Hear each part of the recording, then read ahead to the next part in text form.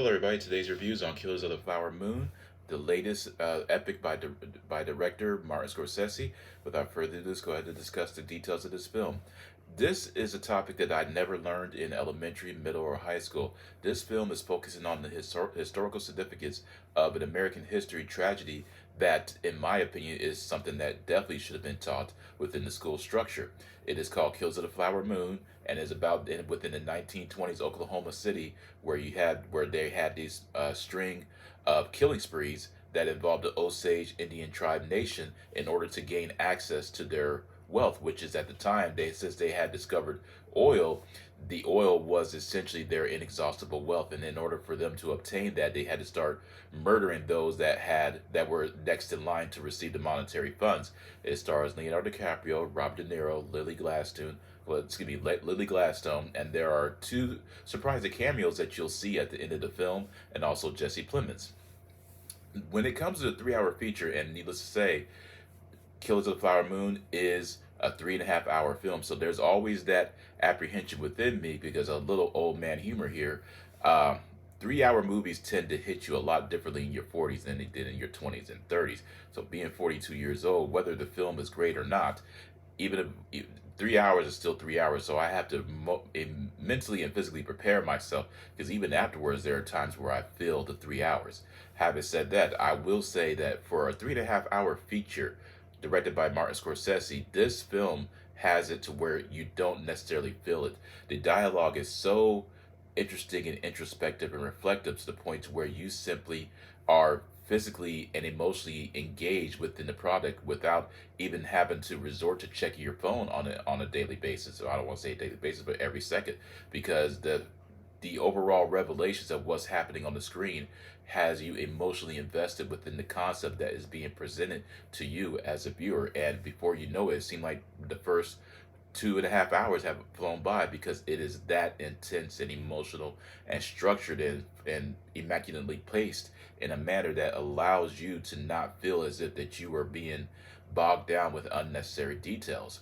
The acting with Leonardo DiCaprio playing Ernest Burkhart and Robert De Niro playing William King Hale, and then you have Lily Gladstone playing Molly. It, I would not be surprised to see all of them be nominated for an Academy Award, particularly Lily Gladstone. But I'm going to go ahead and talk about Leonardo DiCaprio. His performance as Ernest Burkhart really drives home this perception of do you does he know what he's doing? Is he aware of exactly what he's committing as far as the atrocities? And that really allows you to put a perspective of is he naive or is he willingly going about knowing that he is being taken advantage of? He captures that overall essence of that emotional factor where you're not exactly sure whether to have sympathy for him or to like his character.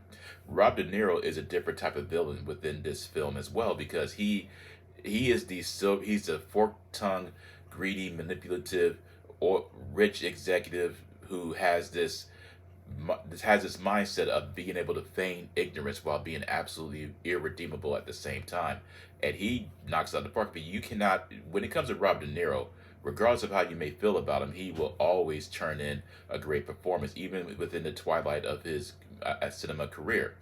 Lily Gladstone, was the biggest surprise for me. How she really truly embodies the essence of this emotionally determined character who simply has this uh, family connected with their within the Osage Indian tribe that essentially it gives you this idea of what it meant to be a part of that tribe during that specific era, and she really knocks it out of the park with the term being the soft spoken, shy, loving, and caring mother that you know as a viewer that as all these different atrocities are happening at the same time, you know that it's coming to her, and that's what makes it even more terrifying. Before I mentioned the dialogue, and when it comes to the dialogue, the interesting aspect of this is the fact that we have all been a part of certain situations, whether it's normal conversation or not, of hearing individuals engaging in some type of manipulative, shady gossip, if you will, and all of a sudden it becomes equally silent. It becomes intensely quiet and awkward because you know in your mind that whatever it is that they're talking about, it has a nefarious motivation behind it. And within this film, you notice how they're engaged in what could be viewed as simple and harmless and humorous conversation.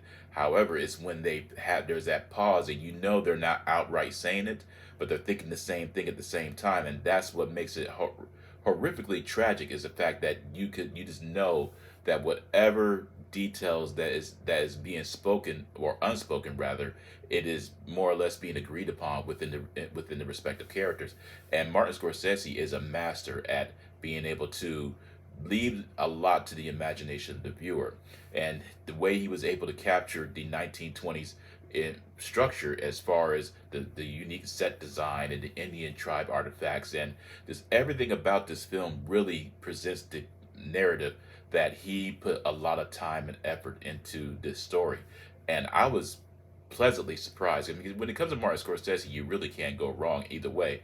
My favorite film by him happens to be The Taxi Driver, which is a phenomenal film. And also the star Robert De Niro. If you have not had a chance to watch that film, please do. It's absolutely amazing. And when it comes to Killers of the Flower Moon, even with, again, 3 hours, 3.5 hours, it goes by fairly quickly. And that's because the acting, the writing, the atmosphere, and the overall stories of the Native American historical significance really captures you and allows you to not even be remotely concerned about the runtime. And everything about this film is, from what I could view, and at least in my opinion, has to be Martin Scorsese's masterpiece. And this is saying a lot when you think about The Last Temptation of Christ, Taxi Driver, Goodfellas, Casino, The Aviator, Shutter Island, Gangs of New York. I mean, he definitely has done some marvelous work, and this is no exception. As far as The Kills of the Flower Moon, I highly recommend it. It's a necessary watch, especially if you want to learn about the American history of the Osage Native Indian Tribe. And I can't sing enough praises for it. That is simply one of the greatest films that I have watched in 2023. Kills of the Flower Moon, I'm going to go ahead and give it a 2 thumbs up, a 10 out of 10. Highly recommend it. If you have watched it, please let me know in the comment section what you thought about it. Please feel free to visit my Discord or leave a comment on my Facebook. Next review is going to be Five Nights at Freddy or After Death. Take care and peace out.